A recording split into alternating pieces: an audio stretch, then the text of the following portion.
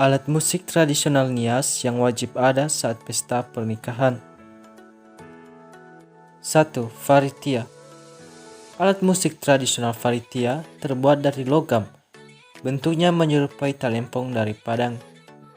Bagian tengah yang menonjol adalah bagian yang dipukul dengan menggunakan kayu simalambuo atau kayu durian yang sudah diolah sebagai alat pemukul faritia. Biasanya harus 2 faritia ketika dibunyikan, dan dibunyikan dengan nada yang berbeda. Dulunya, alat musik faritia ini adalah barang yang didatangkan dari luar alias impor, karena dulunya benda ini dipergunakan untuk alat pembayaran dalam melakukan barter. Kedua, gendra. Gendra adalah sebutan untuk alat musik gendang dalam bahasa daerah Nias.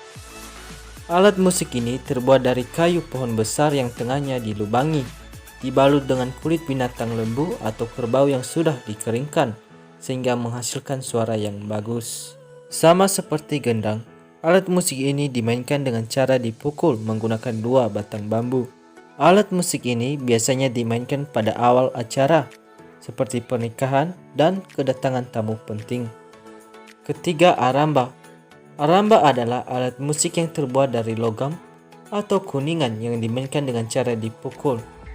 Pemukulnya terbuat dari kayu simalambuo yang dilapisi kain dan karet. Alat musik aramba sama seperti alat musik gong.